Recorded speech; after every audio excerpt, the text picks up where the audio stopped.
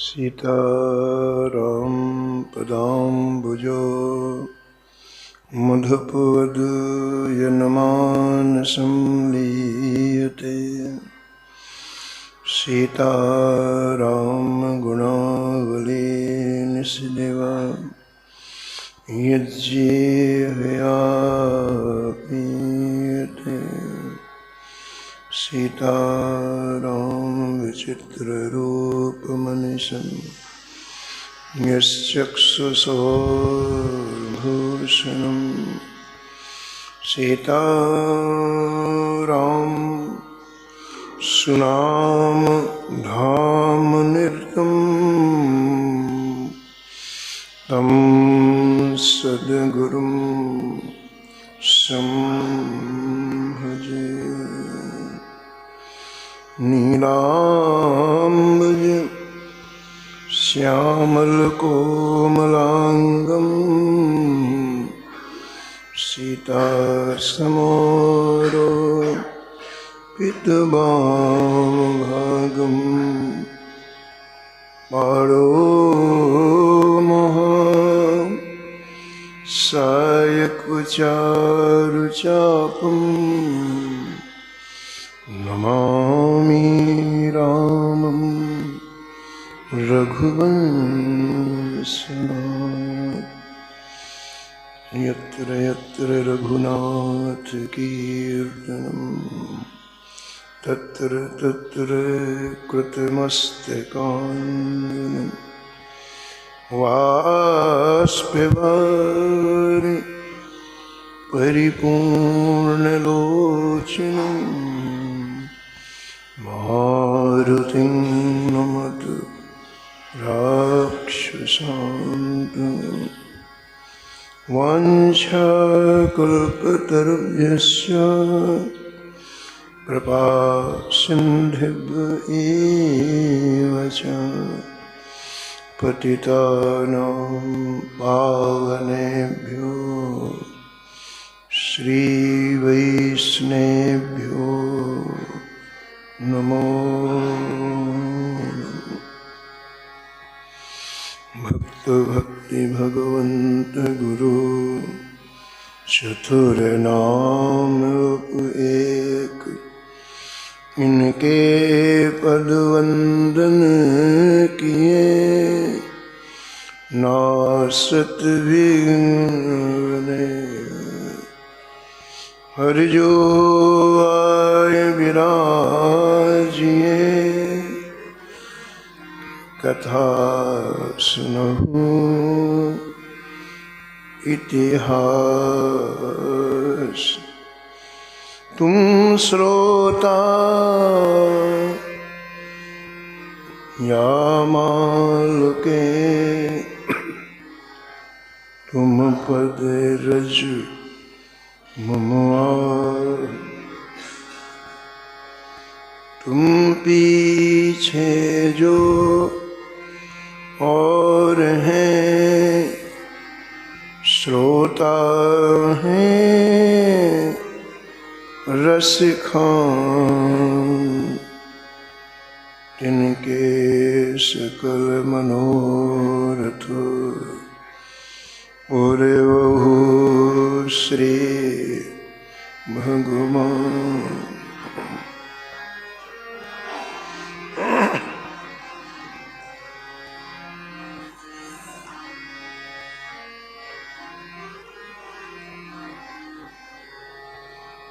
राधे राधे गोविंद गोविंद राधे।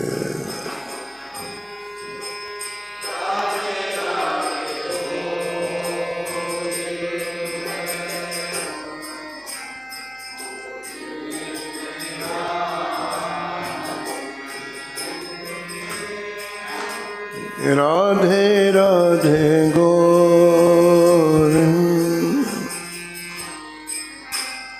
गोविंद राधे।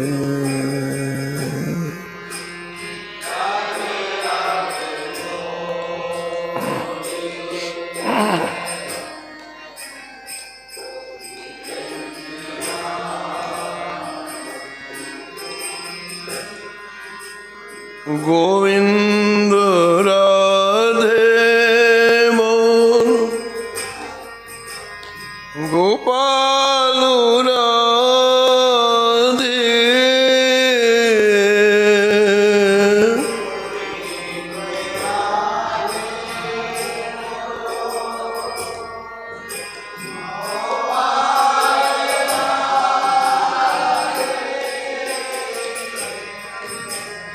गोविंद राधे बोलो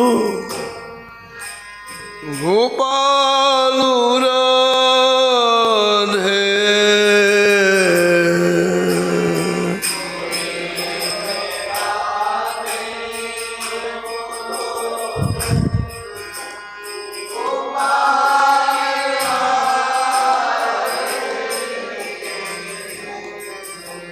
राधे राधे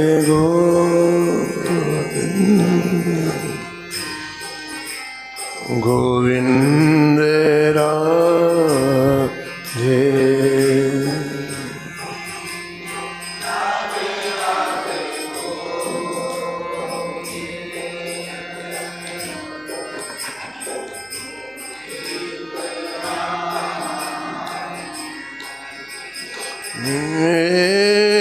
राधे राधे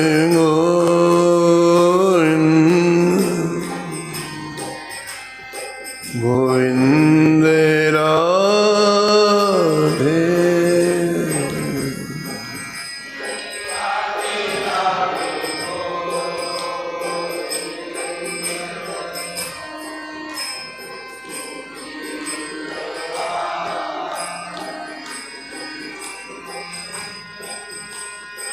गोविंद राधे गोपाल राधे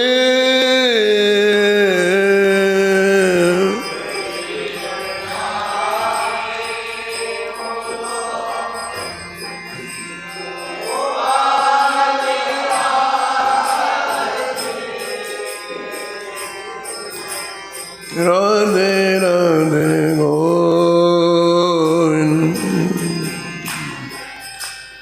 गोविंद राधे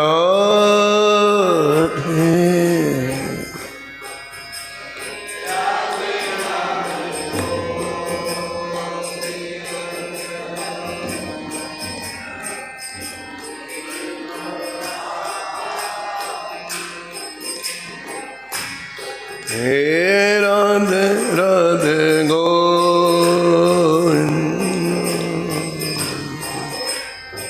गोविंद राधे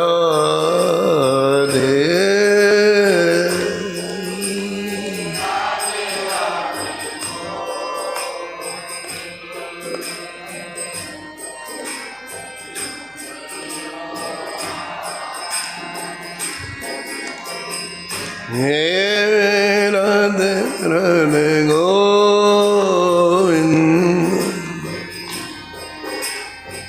गोविंद राधे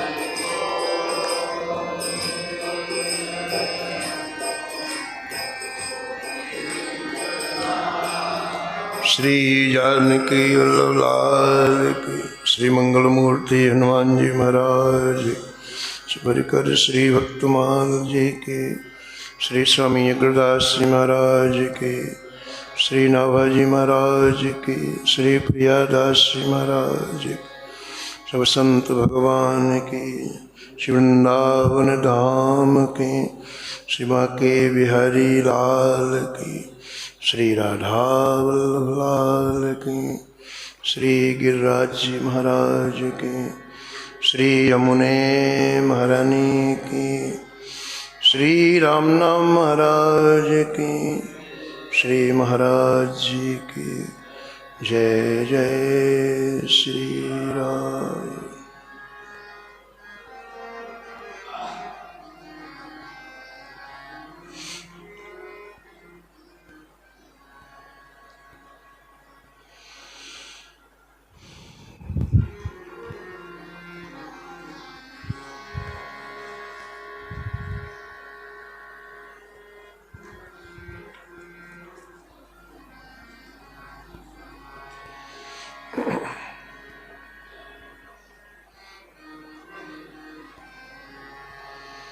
विष्णु स्वामी संप्रदाय दृढ़ो विष्णु स्वामी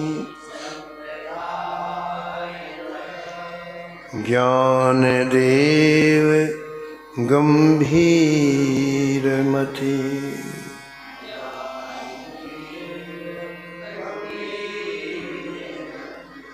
नाम त्रिलोचन शिष्य सूर्य शशि सदृश उजागर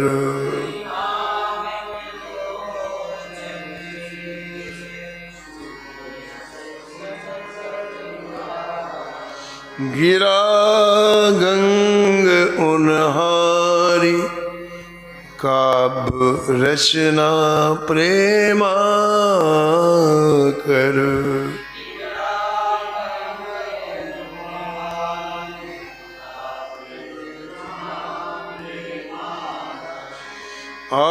आचार्य हरिदास अतुल बल आनंद दायन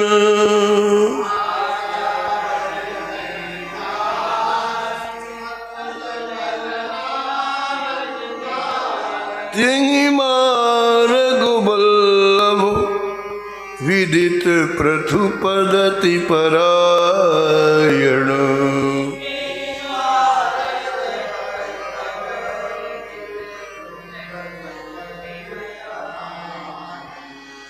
नवधा प्रधान सेवा सुदृढ़ो नवधा प्रधान मन बच क्रम हरिचरण रति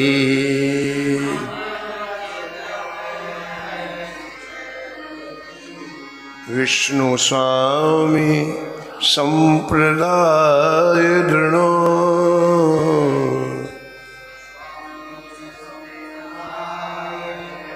श्री ज्ञान देव गंभीरमति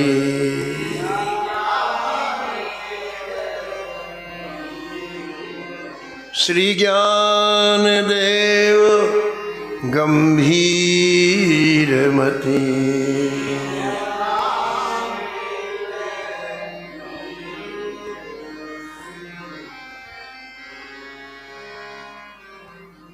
प्रातः स्मरणीय परम वंदनीय परम भागवत श्री नाभाजी महाराज इस छप्पे में परम पूज्य श्री ज्ञानदेव जी महाराज का स्मरण किया है और निष्कर्ष के रूप में कहते हैं कि श्री ज्ञानदेव जी गंभीर मति वाले हुए। विष्णु स्वामी संप्रदाय के आप अनुयायी हुए। आपके दो शिष्य बड़े ही जगत में प्रकाशित हुए, श्री नामदेव जी और श्री त्रिलोचन जी। श्री ज्ञानदेव जी की वाणी गंगा के समान पवित्र और उनके द्वारा लिखित ग्रंथ भगवत प्रेम को प्रदान करने वाले थे। आपके जीवन की सबसे बड़ी विशेषता ये थी कि आपने अपना बल नहीं माना, अपने जीवन में अपना बल नहीं माना, अपने आचार्यों का बल माना, अपने गुरुदेव का बल माना और अपने श्री ठाकुर जी के प्रेमी भक्तों का बल माना।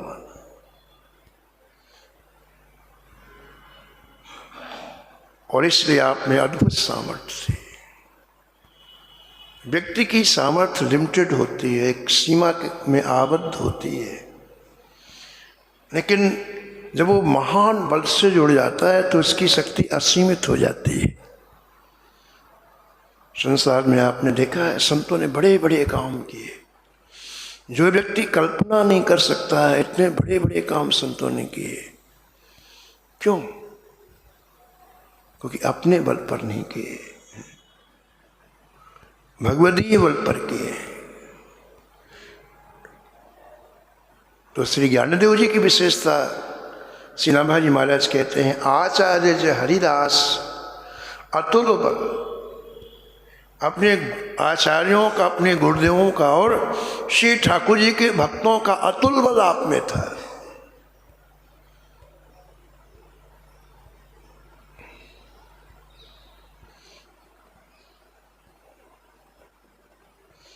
और इसी विष्णु स्वामी संप्रदाय में जगतगुरु वल्लभाचार्य जी महाराज भी हुए।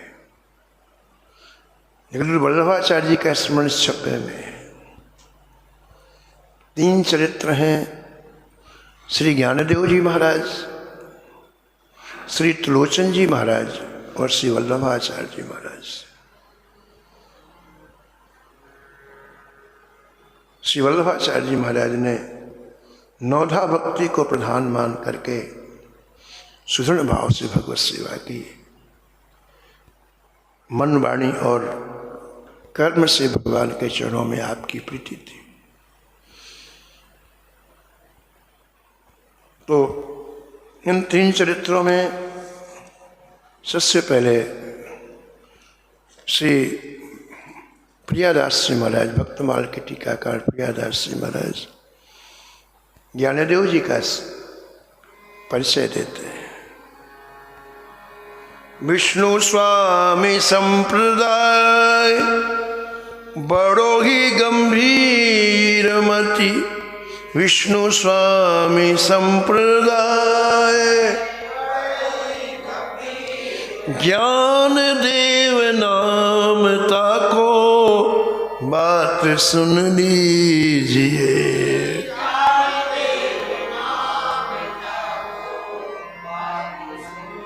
बात सुन लीजिए, बात सुन लीजिए, बात सुन लीजिए, बात सुन लीजिए।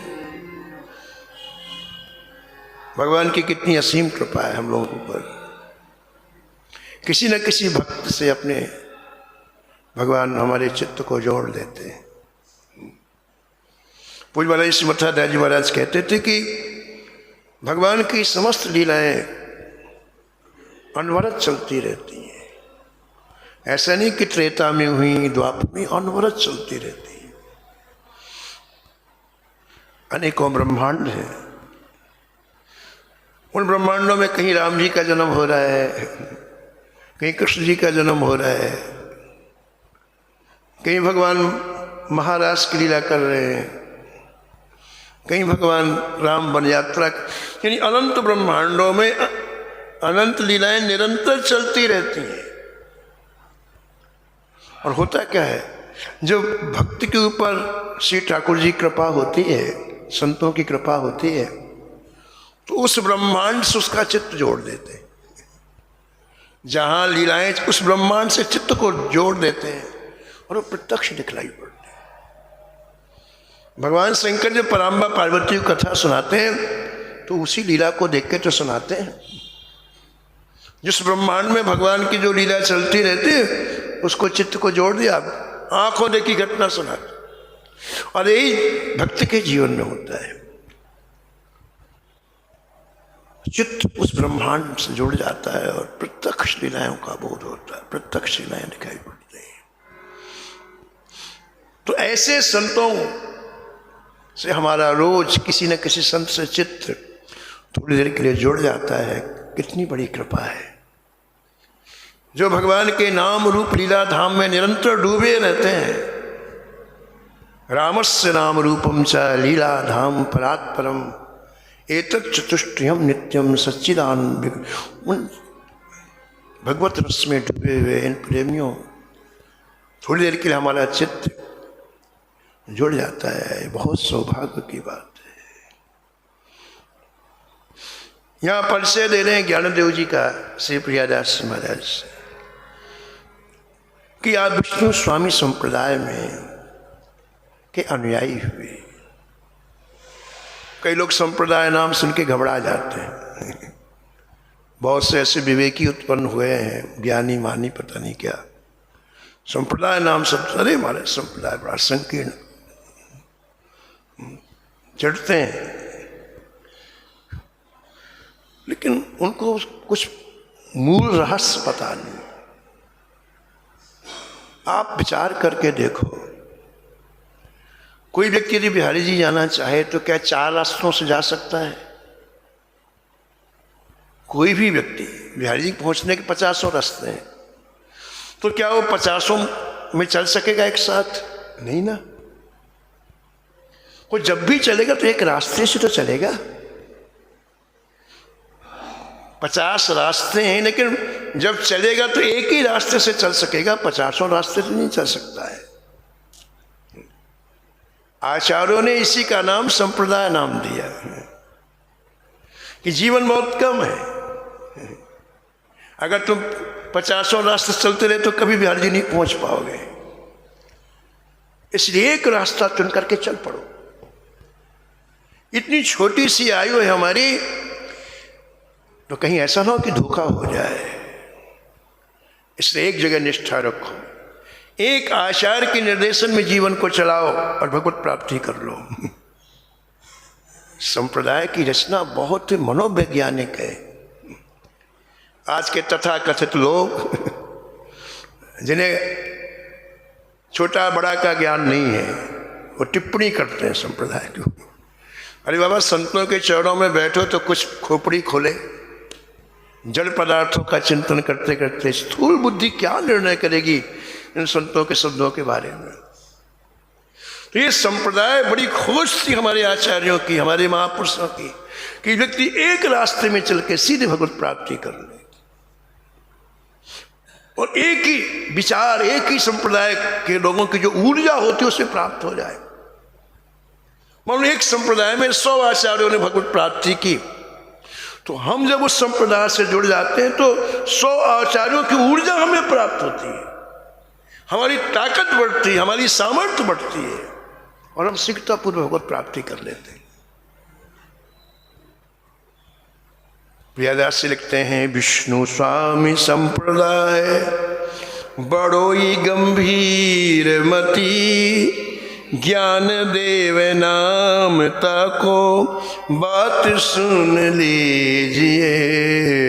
विष्णु स्वामी संप्रदाय बड़ो ही गंभीर मति, ज्ञान देव नाम ताको बात सुन लीजिए, बात सुन लीजिए, बात सुन लीजिए।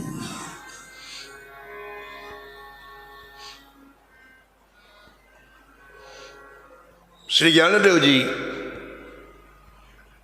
के पिता का नाम विट्ठल पंत था।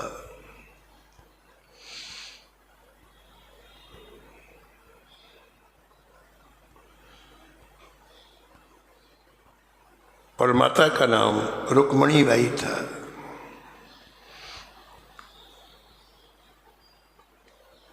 दोनों के दोनों बड़ा ही सदाचार परायण जीवन आपका था। दोनों का जीवन बड़ा ही सदाचार परायण था। आप के पूर्वज मिथिलापुरी के रहने वाले थे। आपके पितामह का नाम था हरिनाथ मिश्र और मिथिला से पैदल यात्रा करते हुए आप पंढरपुर आए। भगवान की ऐसी कृपा, ऐसा अनुग्रह है कि इनके पितामह हरिनाथ मिश्र ने जैसे पहले दिन से पुंडरीकनाथ जी का दर्शन किया, बस अब इनके चरणों से जाने की कहीं इच्छा नहीं हुई। आपने आलिंदी को अपना निवास स्थान बनाया। पंढरपुर के से कुछ दूर पर आलिंदी नामक ग्राम है, वहाँ बस गए। भगवत कृपा से हरिनाथ मिश्र के एक पुत्र हुए, उनका नाम हुआ रघुनाथ मिश्र, और उनके पुत्र हुए, उनका नाम हुआ श्री विट्ठलपंत। इन्होंने विट्ठल नाम रखा।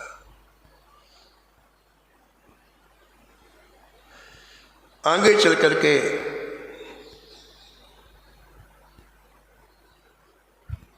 इन्हीं का नाम भावानंद हुआ। तो विट्ठल पंत बाल्यावस्था से बड़े गंभीर थे और बड़े विद्वान थे। वेदों और शास्त्रों का आपको अच्छा ज्ञान था। परिणाम ये हुआ कि आपका चित्त संसार में कहीं आकर्षित नहीं हुआ। बचपन से यदि हमें अच्छे संस्कार मिलते हैं ना, तो व्यक्ति का समय खराब नहीं होता है। नहीं, ये चंचल मन कहीं भी भटक जाता है, कहीं भी लग जाता है। तो कहते हैं कि यद्यपि इनका विवाह हुआ, परिवार में रहे, लेकिन इनको ये अच्छी तरह से बोध था कि मानव जीवन का फल हरि श्री ठाकुर जी की प्राप्ति।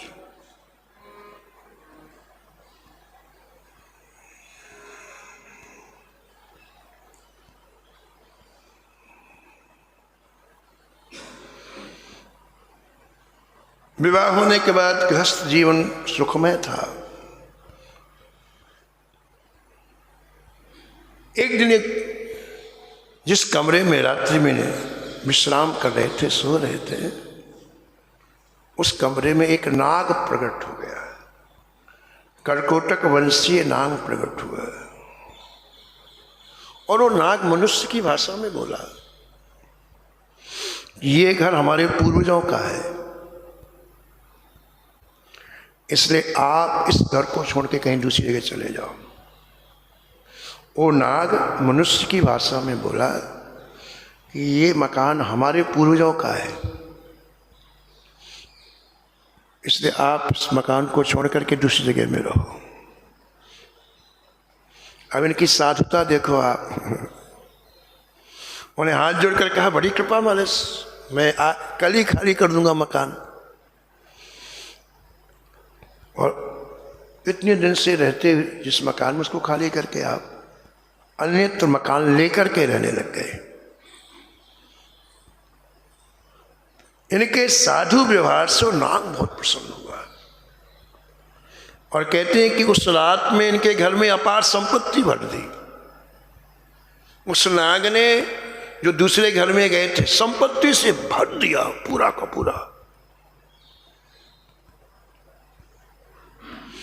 विट्ठल पंत ने विचार किया कि धन आया है तो क्या करूं, तो विवेक पूर्वक धन का सदुपयोग करने लगे भगवत भागवत सेवा में। दीनहीन प्राणियों को भोजन कराना, अतिथि अभ्यागत का सत्कार करना।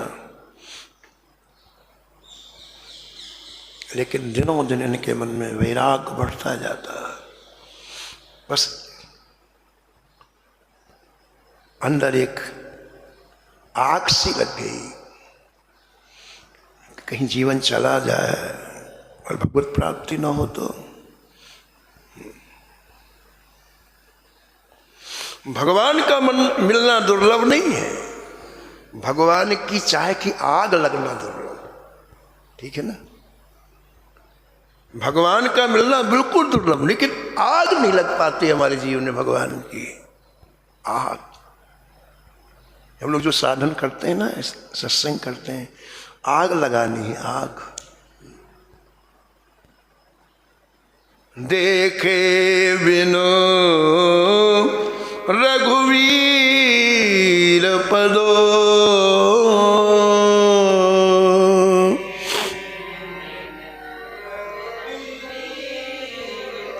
जिय की जरनी न जाए,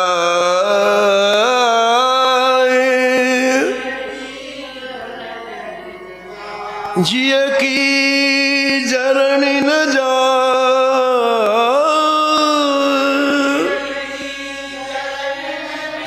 जिय की जरनी न जाए।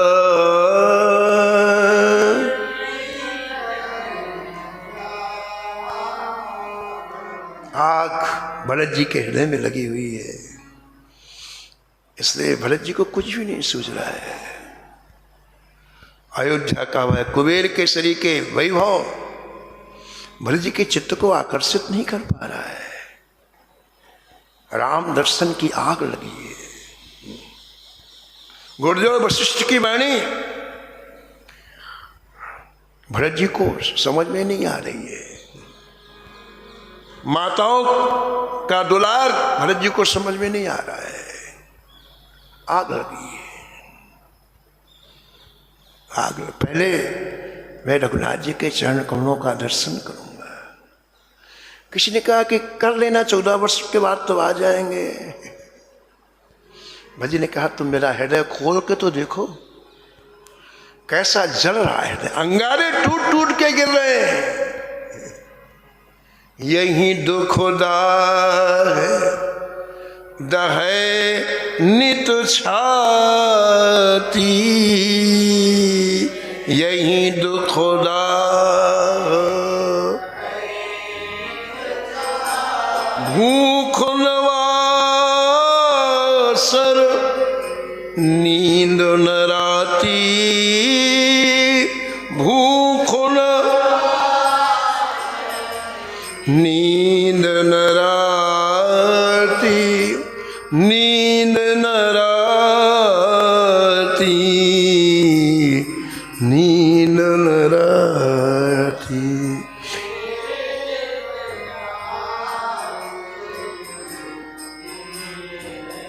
जब आग लगती है तो भूख प्यास गायब हो जाती है। तो भगवत दर्शन दुर्लभ नहीं है, भगवत दर्शन की आग लगनी चाहिए। हम जितने साधन करते हैं ना, चाहे नाम जप हो, चाहे ध्यान हो, चाहे महापुरुषों की सेवा, उसको आग लगाने के लिए। तो श्री विट्ठल पंत के अंतःकरण में आग लगी।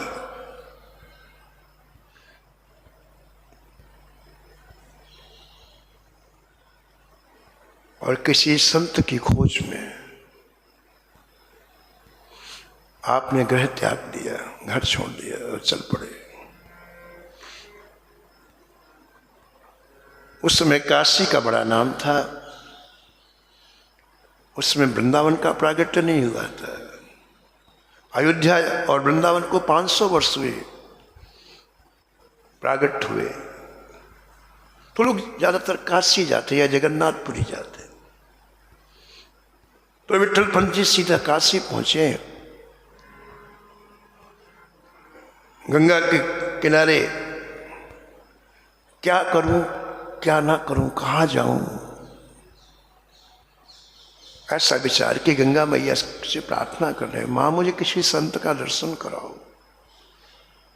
और तभी बड़े जोर से संकट ध्वनि उनके कानों में गूंजी। वो संकट ध्वनि इतनी मधुर थी कि विट्ठल पंत जी उस संकट ध्वनि के साथ साथ में कहां से आ रही है,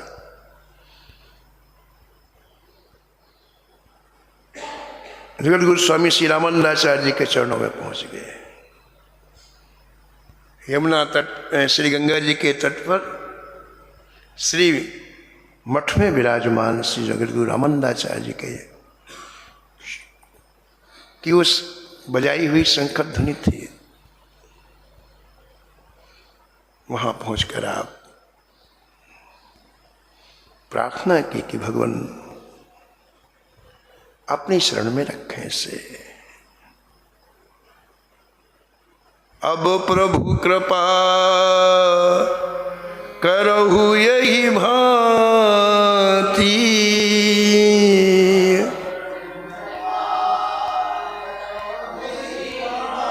सब तजी भजन करो दिन राती,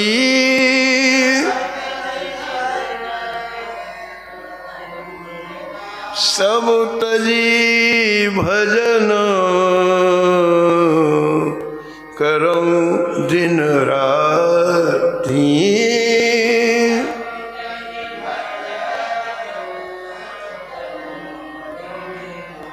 जो श्री रामानंदाचार्य जी ने आपको अपन संस्कार पूर्वक दीक्षा प्रदान की,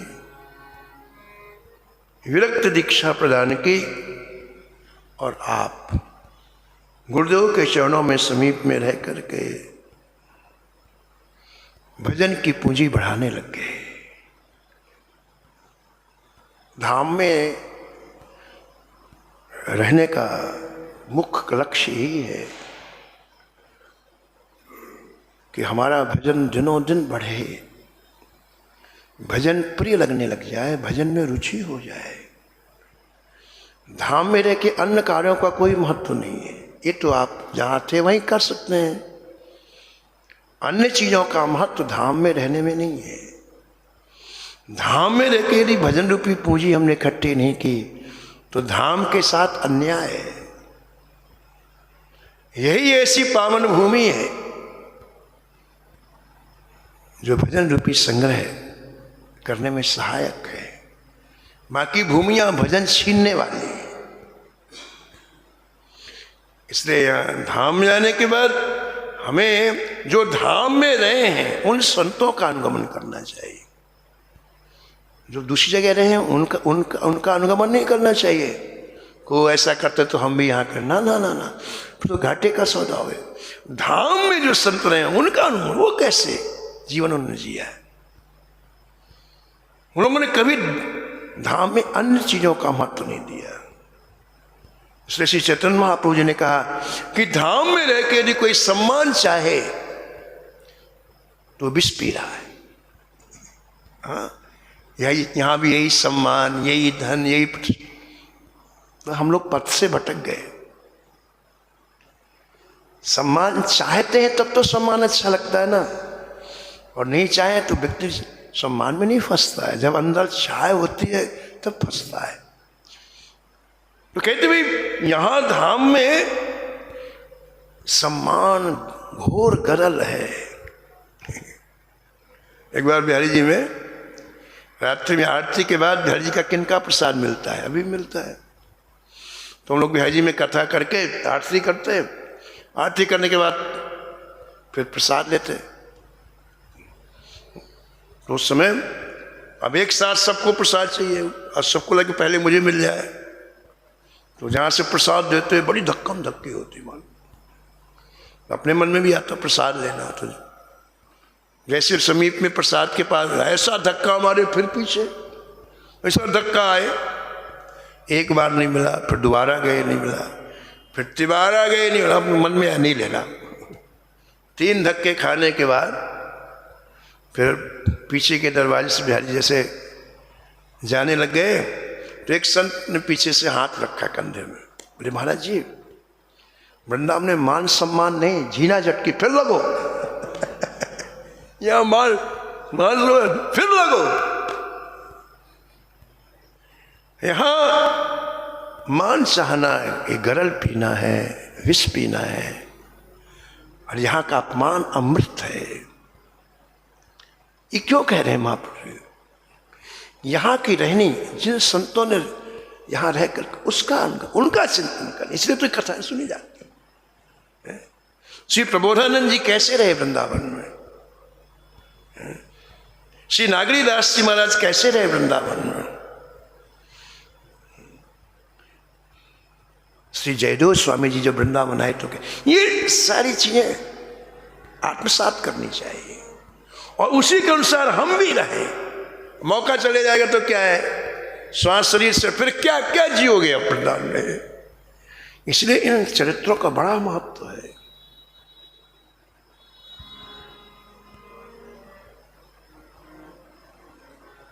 तो इनका नाम भावानंद हो गया। विट्ठल पंत की दीक्षा हुई और दीक्षा के बाद नाम बदल जाता है, तो स्वामी रामानंद साहब जी इनका नाम रखा भावानंद। और पंचगंगा घाट में रह करके स्वामी जी के पास रह करके भजन रूपी पूंजी इकट्ठी करने लग गए।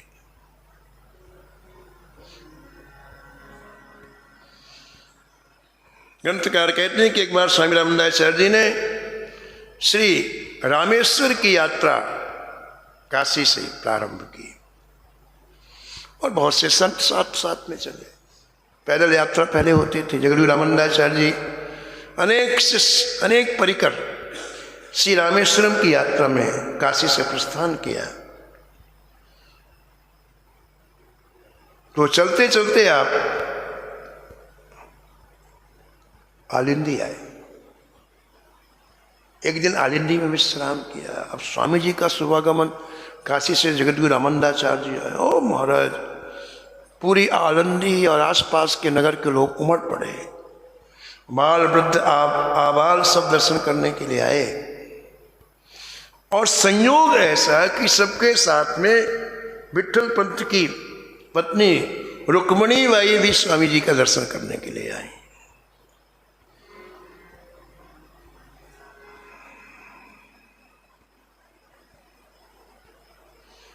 अभी साथ में थी, लेकिन का पूरा वेश बदल गया था।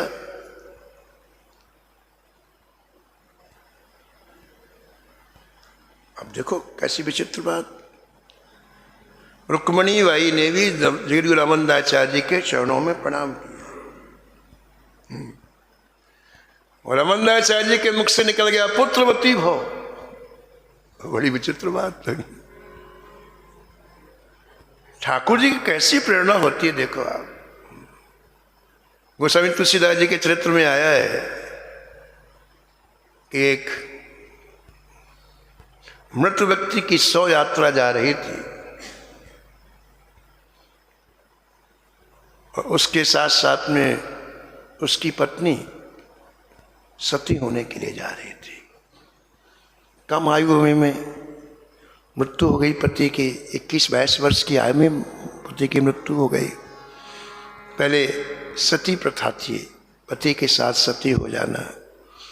तो श्रृंगार करके वो पति के पीछे पीछे चल रही थी। तो एकाएक मार्ग में गंगा के तट पर संत का दर्शन हुआ। तो के मन में आया, सती होने जो जा रही थी उसके मन में आया कि देखो अब इसके बाद संसार में तो कुछ मिलना नहीं है, देखना नहीं है, ये संसार से विदा होने का समय, तो क्यों ना मैं संत को प्रणाम कर लूं। ऐसा भाव आया। अब तो सीधे चिता में जाना है, तो ये सामने संत भजन कर रहे हैं तो एक बार जाकर प्रणाम कर लूं। तो वहां से हट करके वो आई। गोस्वामी तुलसीदास जी भजन कर रहे थे तो प्रणाम किया। और तुलसीदास जी आंख बंद करके भजन कर रहे थे। उसने कहा भगवान आपके चरणों में प्रणाम कर रही हूं। तो स्त्री की एक आवाज से पहचाने कि कोई स्त्री बोल रही, आपके चरणों में।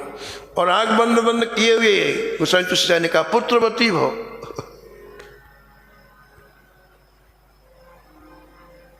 उस महिला ने कहा बाबा आपने क्या कह दिया, मैं सती होने जा रही हूं।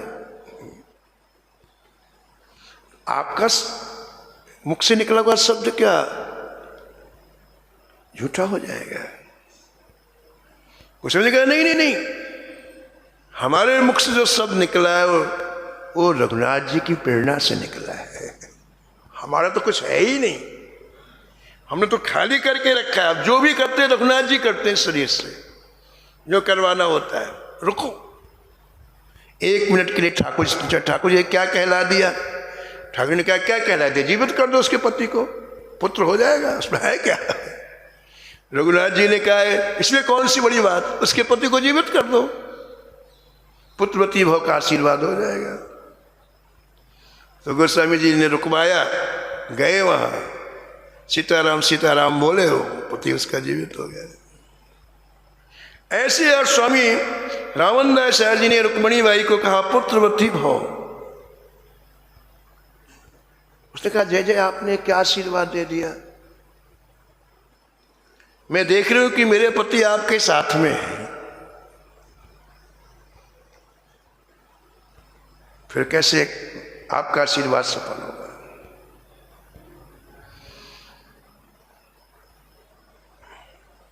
स्वामी जी रामानंदाचार्य जी ने भी आंख बंद करके श्री ठाकुर जी से पूछा और कहा भवन से हरी इच्छा ऐसी है कि तुम दोबारा गृहस्थ आश्रम में प्रवेश करो। अब कैसे कैसे लीलाएं होती हैं देखो आप।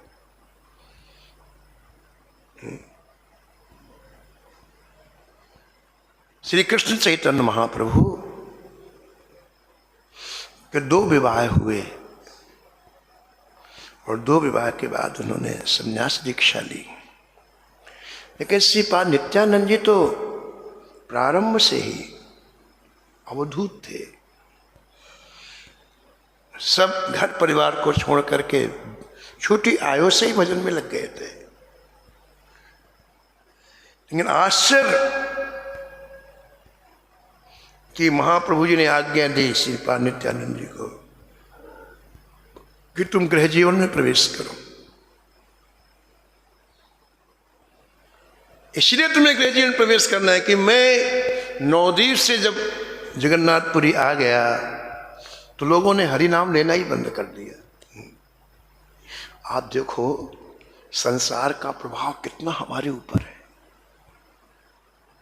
महापुरुष रहते हैं तो थोड़ी बहुत राम राम हो जाता है भजन, और उनके जाते फिर उसी रंग में हम रंग जाते हैं, उसी संसार की आसक्ति। भाई इतना आवश्यक लगता है हमें संसार, देखो उसका रंग कैसे चढ़ा हुआ है। महाप्रभु जी कह रहे हैं कि जब तक मैं नवद्वीप में था तो सब हरिनाम संकीर्तन करते थे, और मेरे पुरी आने के बाद बंद। अब लोग ये कहते हैं कि भाई संकीर्तन तो साधु सन्यासियों के लिए, हम लोग गृहस्थी जी के लिए संन्यास, संकीर्तन से कोई मतलब नहीं।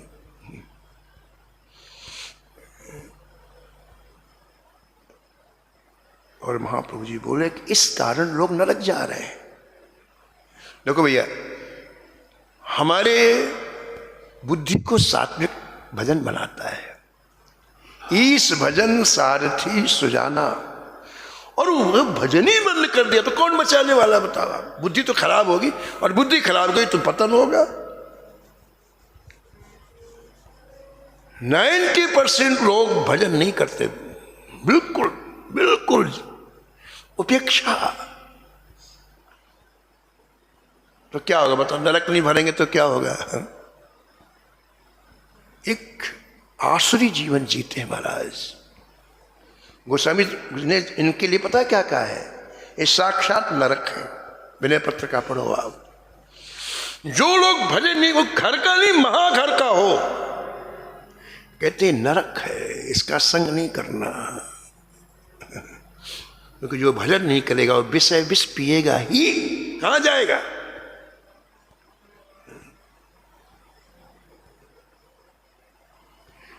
ते नर नरक रूप जीवित जग, ते नर नरक रूप जीवित जन, भाव भंजन पद विमुख अभागी, भाव भंजन पद विमुख अभागी।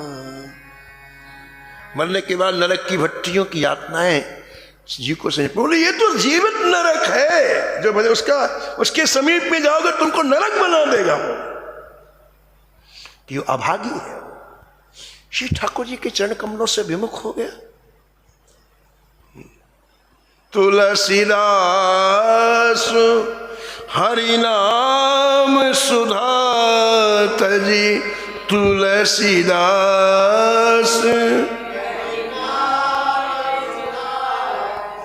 सठ हट पियत विषय विषमांगी, सठ हट पियत विषय निश्चित है। ऐसे जीव विषय विष ही पिएंगे, और उनके साथ आप लोग आपको भी ऐसी बना देंगे, नारकी प्राणी बना देंगे।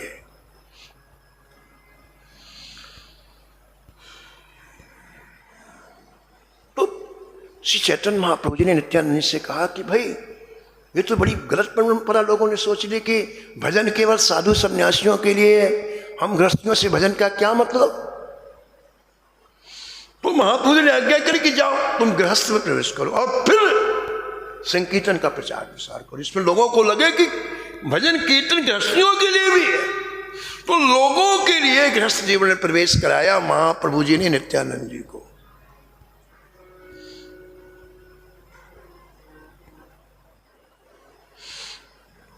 भवानंद जी को आज्ञा करी रामानंदाचार्य जी ने कि आप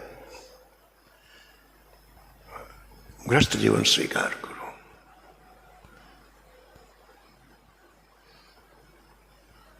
कहा हमारा आशीर्वाद है, तुम्हें जो संतान होगी वो परम भागवत होगी, लोक कल्याणकारी होगी। तुम लोक निंदा और पतन का भय छोड़ करके हमारी आज्ञा का पालन करो। फलस्वरूप विट्ठल पंत जो अभी कुछ महीनों पहले भावानंद हुए हैं, गुरुदेव की आज्ञा से, स्वामी रामानंदाचार्य जी की आज्ञा से परेश पत्नी के साथ आलिंदी में रहने लग गए। रामानंदाचार्य संतों के साथ आगे चले गए। इन्हीं विट्ठल पंत जी के 3 पुत्र हुए, श्री नृत्यनाथ, श्री ज्ञानदेव, श्री सोपानदेव, और एक कन्या हुई जिसका नाम मुक्ताबाई हुआ। प्रियदास से वर्णन करते हैं, भय पुत्र 3 तामे मुख बड़ो ज्ञान देयो। भय पुत्र 3 मुख बड़ो ज्ञान देव, जाको कृष्ण देव जूसो हिये की सच्चाई में। जाको कृष्ण देव जूसो हिये की सच्चाई है, हिये की सच्चाई है, हिये की सच्चाई है। कहते हैं इन तीनों पुत्रों में श्री ज्ञानदेव जी सबसे मुख्य हुए, और मुख्य वही होता है जिसका प्रेम ठाकुर जी से होता है। भक्ति के पथ में, अध्यात्म के पथ में आयु से बड़ा नहीं होता कोई। जिसके हृदय में जितनी भजन की प्रीति होती उतना बड़ा होता है। इस भक्ति पथ में तो महाराज पिता पुत्र को प्रणाम करता है। पूज महाराज जी सुना रहे थे, श्रीमद जी महाराज, कि हमारे यहाँ एक संत आते थे तो कहते थे कि महाराज जी मेरे बेटे को जिन्होंने गुरु बनाया उनसे मैंने दीक्षा ली, तो बेटा मेरा गुरु का गुरु हुआ। मेरे बेटे को जिन्होंने गुरु बनाया उनसे मैंने दीक्षा ली, तो बेटा गुरु का गुरु हुआ, तो मैं साष्टांग प्रणाम करता हूं।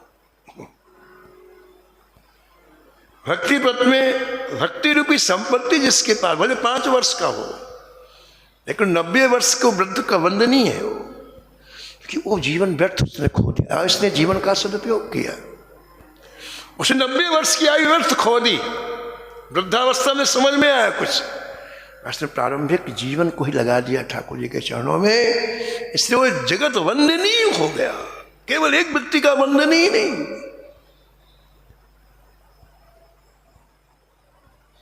सो कुल उमा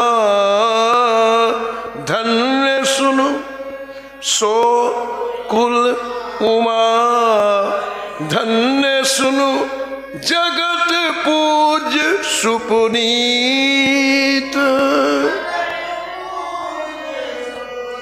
श्री रघुवीर परायणो,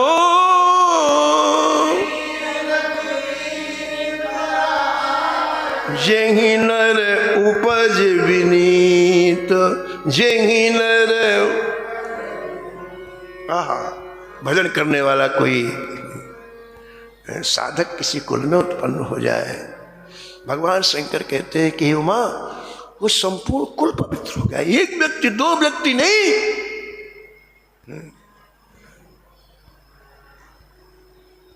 धन्यवाद का पाठ, धन्य धन्य माता पिता, धन्य पुत्र वर्षो। वो माता पिता धन्य, वो पुत्र धन्य, जो कैसे भी करके श्री ठाकुर जी में लगा दिया अपने बेटे को।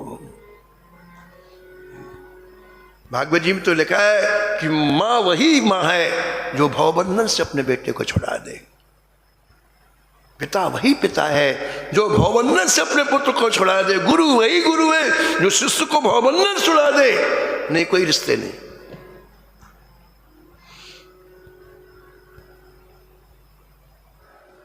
तो श्री ज्ञानदेव जी सबसे श्रेष्ठ हुए, ऐसा प्रियादास जी कहते, क्योंकि कृष्ण भगवान में इनकी सच्ची प्रीति थी। कृष्ण दो जूसो हिये की सच्चाई है।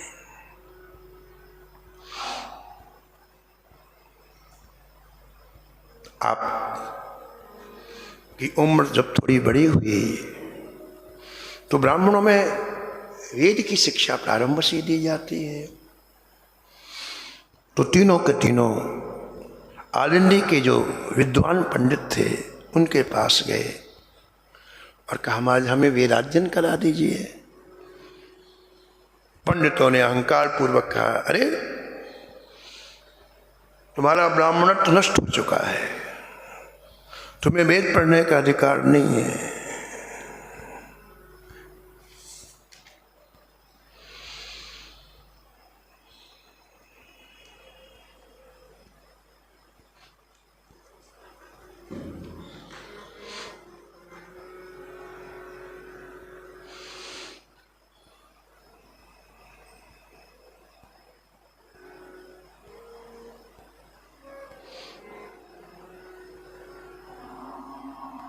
यज्ञोपवीत संस्कार करने से मना कर दिया आलिंदी के ब्राह्मणों ने।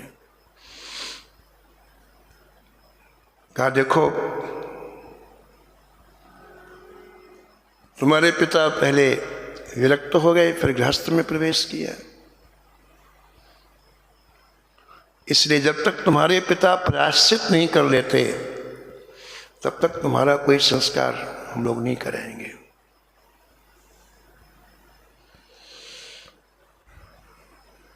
विट्ठल पंत ने विचार किया कि मैं प्रायश्चित कर देता हूं। क्या प्रायश्चित करें?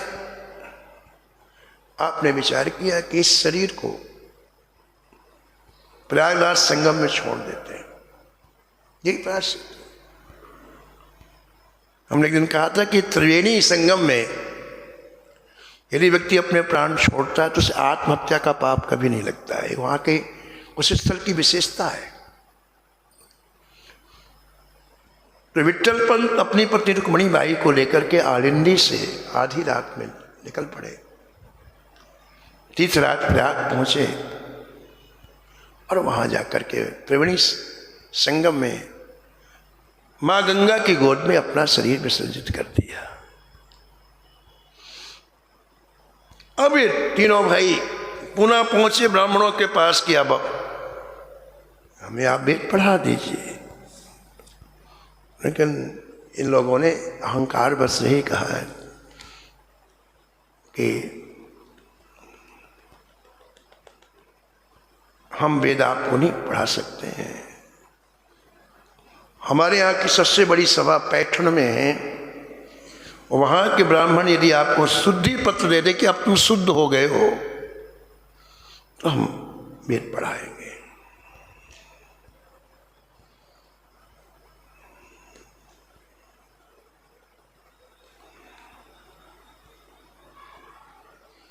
आप पैठण पहुंचे, वहां पहुंच करके ब्राह्मणों से प्रार्थना की। उन्होंने कहा भाई आप एक सन्यासी की संतान हो, तुम्हें वेद पढ़ने का अधिकार नहीं है। उपेक्षा की इनकी। तो श्री ज्ञानदेव जी ने कहा कि वेद पढ़ना कोई बड़ी बात थोड़ी है। ये सामने भैंसा खड़ा है, ये भी वेद पढ़ सकता है। और उस भैंसे के ऊपर आपने हाथ रखा, वो हमारे वेद की ऋचाएं बोलने लग गया। और जितनी पंडित मंडली थी हैरान, और मारे तब सब नतमस्तक हुए, क्षमा मांगे। और इस तरह से महाराज श्री ज्ञानदेव जी ने, जो इनके पास कृष्ण प्रेम है, कृष्ण भक्ति है, उसके बल पर उन पैठण के ब्राह्मणों का अहंकार दूर किया। और वहां से आप आगे की यात्रा की।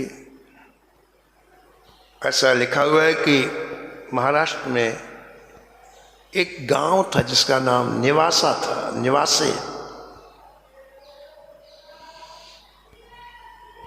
मार्ग में अब वो स्त्री रो रही थी अपने पति का शव रख करके। उसके चीत्कार को सुना ज्ञानदेव जी ने पूछा, क्यों रो रही हो? उसने कहा, महाराज मेरे पति का नाम सच्चिदानंद था, एकाएक रात्रि में उनकी मृत्यु हो गई और जीवन में कोई आधार नहीं है। ज्ञानदेव जी ने कहा, रे जो सच्चिदानंद है उसकी मृत्यु कैसे हो जाएगी? जो सच्चित आनंद में उसकी मृत्यु कैसे हो जाएगी? ऐसा कहकर ज्ञानदेव जी ने उस मृत व्यक्ति के सिर पर अपना हाथ स्पर्श कराया। वो व्यक्ति जीवित होकर के खड़ा हो गया और ज्ञानदेव जी के चरणों में साष्टांग प्रणाम किया। उसने एक बात बहुत अच्छी कही, जो जीवित हुआ ना उसने एक बात बहुत अच्छी कही। उसने कहा, महाराज मेरा जीवन तो पूरा हो चुका था, लेकिन ये जो जीवन अभी प्राप्त हुआ है वो आपकी कृपा से प्राप्त हुआ है, संत कृपा से प्राप्त। तो इस जीवन में मैं संसारी काम नहीं करूंगा। कितनी बढ़िया बात कही उसने। मेरा जो जीवन था, जितने साल का मिला था वो तो पूरा हो गया, लेकिन ये जो अभी वर्तमान में मुझे जीवन मिला है वो संत कृपा से प्राप्त हुआ है, इसलिए मैं शेष जीवन संत सेवा में लगाऊंगा। अब मैं घर नहीं जाऊंगा, आपके साथ चल करके पूरे जीवन आपके साथ। कितनी बढ़िया बात, कितनी अच्छी बात है। देखो आप,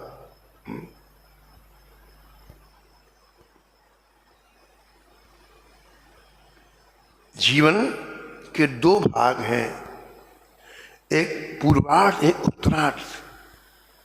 50 वर्ष तक का जीवन पूर्वार्ध जीवन कहलाता है और 50 वर्ष के बाद का जीवन उत्तरार्ध जीवन कहलाता है। 50 वर्ष तक आप पूरी जिम्मेदारियों का पालन करो आप, लेकिन 50 वर्ष के बाद समझौता नहीं करो। 50 वर्ष के बाद तो आपके जीवन का प्रमुख ध्येय भजन ही होना चाहिए। हमें ऐसा लगता है कि हम ऐसा नहीं करेंगे तो ऐसा हो जाए, बिल्कुल झूठी बात है, ये झूठा भ्रम है। अनादिकाल से संसार चल रहा है, हम चलाते हैं। हमारे न रहने के बाद भी चल रहा है, कितने लोग चलेंगे फिर भी चल रहा है, लेकिन हम जो अपने समय का अपव्यय करते हैं ये ठीक नहीं है। 50 वर्ष तक का जीवन आप जिम्मेदारी में, लेकिन इसके बाद तो बिल्कुल भजन ही जीवन का लक्ष्य हो, कोई समझौता नहीं किसी से। तज हरि भजन काज नहीं डूब, तब तो आप कुछ उपयोग कर पाए मानव जीवन का, नहीं तो नहीं। तो देखो इसने साफ कहा, इसने जीवात्मा ने कि महाराज मेरी जो जीवन की आयु थी वो तो पूरी हो चुकी, लेकिन आपकी कृपा से मुझे ये जीवन दान मिला है, इसलिए मैं शेष जीवन संतों की सेवा में व्यतीत करूंगा। अब मैं वापस घर नहीं जाऊंगा। अब देखो इसने कितना बड़ा काम किया। ये सच्चिदानंद श्री ज्ञानदेव जी के साथ में हो गए और श्री ज्ञानदेव जी ने मात्र 15 साल की आयु में, कितनी आयु, 15 साल की आयु में आपने गीता पर श्रेष्ठ टीका लिखी। श्रीमद् भगवद गीता पर मात्र 15 साल की आयु में श्री ज्ञानदेव जी ने जो गीता लिखी उसका नाम है ज्ञानेश्वरी। तो गीता के श्लोक पढ़ करके आप मराठी में उसका अर्थ करते हैं, और ये जो सच्चिदानंद है ये लेखन का काम करते हैं। देखो जिनको जीवित किया ये लेखन कर, और पूरे 18 अध्याय की टीका इस सच्चिदानंद ने लिखी। जो ग्रंथ आज हमें उपलब्ध हो रहा है ज्ञानेश्वरी के रूप में, तो उसको लेखन उसी महान भाव ने किया जिसको आपने कृपा करके जीवित किया।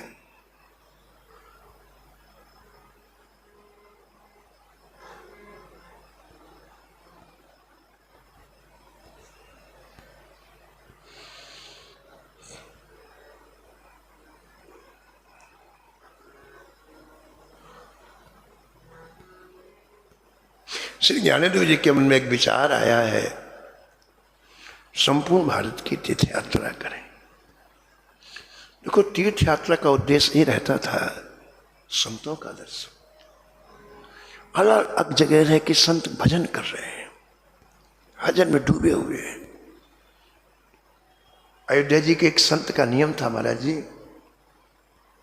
कि कोई व्यक्ति दर्शन करने जाए तो वहां लिखा हुआ था इतनी माला जपो तब दर्शन होगा। दर्शन नहीं, इतनी माला जपो तो दर्शन हो। थोड़ा भी समय वो व्यर्थ नहीं, यूं किसी से बातचीत करने क्या क्या मतलब है? ये व्यर्थ की संसार की बातें करना, उनकी हाँ में हाँ, मतलब क्या है इसका? तो व्यक्ति बैठ के जब वहां 3 घंटे 4 घंटे नाम जप करता है तब उनकी झलक मिलती। तो ऐसे नजर कितने डूबे हुए संत हैं, उनके दर्शन से भजन की प्रियता प्राप्त होती है, भजन करने में रुचि हो। जैसे व्यापारी के साथ रहो ना तो व्यापार की रुचि बढ़ती, नए नए तरीके। ऐसे भजन करने वालों के हम जब दर्शन करते हैं तो एक रुचि उत्पन्न होती है, भजन मीठा लगता है।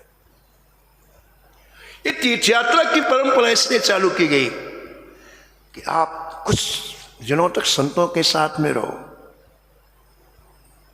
ये तीर्थ यात्रा रोड नापना नहीं है कि आप 2 दिन वहां रहे, 2 दिन कुछ नहीं किया। कुछ डोंगरी जी महाराज कहते थे कौआ हो आता है, ऐसा तो कौआ उड़ के प्रयागराज हो आता है, गंगा जी हो तो क्या कौआ को थोड़ी बदल जाता, कौआ कौआ ही रहता है।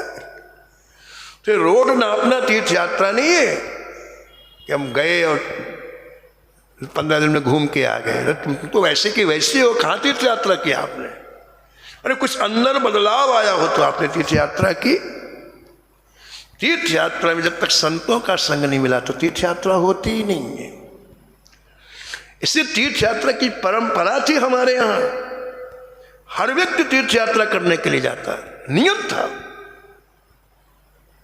चारों धाम की यात्रा करता, तीर्थ यात्रा करता कि संतों की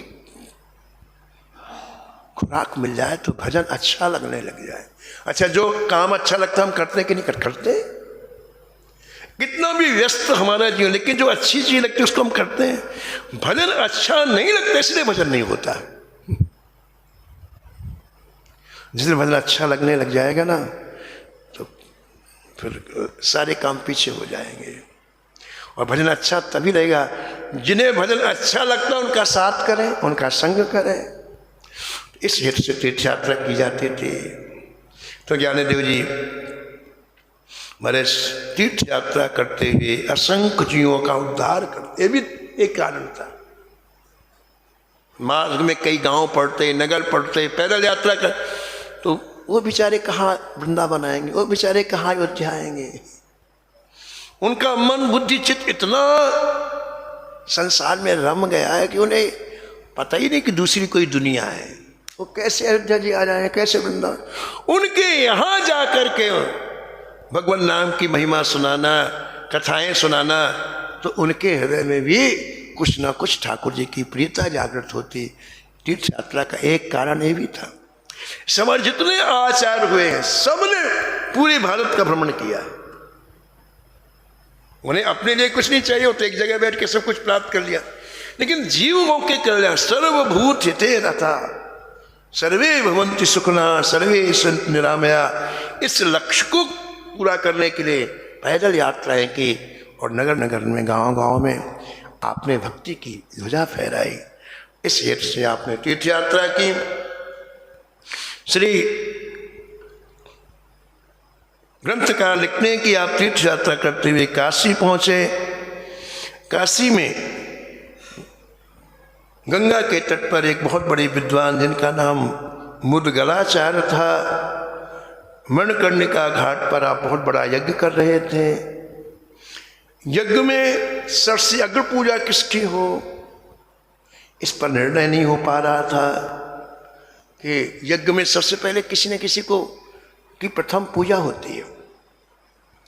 लेकिन इतने लोग आए हुए, इसमें सबसे पहले पूजा किसकी हो ये निर्णय नहीं हो पा रहा था। तो फिर सभी ने मिलकर के ये निर्णय किया कि भाई ये हाथी की एक सूंड में एक माला रख दी जाए और एक हाथी जिसे पुष्पमाला पहना दे, उसकी अग्र पूजा हो। अब महाराज उस हाथी की सूंड में माला रख दी गई और हाथी को चारों तरफ घुमाया जाने लग गया। मणिकर्णिका घाट के चारों तरफ लोग, बहुत से लोग आए हुए थे, संत भी आए थे, विद्वान भी आए थे, गृहस्थ भी आए थे।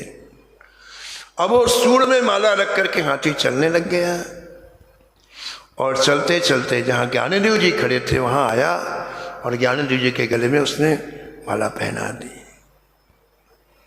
श्री ज्ञानदेव जी का काशी में अग्र पूजन हुआ और इस तरह से आप काशी में आपकी बड़ी ख्याति हुई, विद्वानों ने बड़ा सम्मान किया। वहां से चल के आप सीधा वृंदावन आए। वृंदावन की रस को देखकर का आपका मन बड़ा आह्लादित, ऐसा लिखा है बड़े बड़े लोग यहां आके बिक जाते हैं, रहते नहीं बिक जाते हैं। सुख सनकादिक अरु ब्रह्मादिक, सुख सनकाद तेऊ बिके बिनुदा,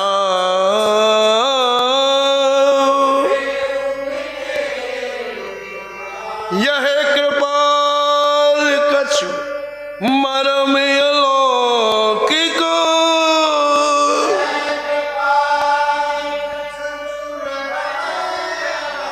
जहाँ मन बुद्धि विश्राम, जहाँ ब्रह्मांड का एक ही स्थल ऐसा है जहाँ मन और बुद्धि को विश्राम मिलता है, ऐसी अलौकिक भूमि में महाराज श्री ज्ञानदेव जी आए हैं। आज उनको यहीं रहने दो, शेष कथा कल होगी, समय हो गया। नमो नमो।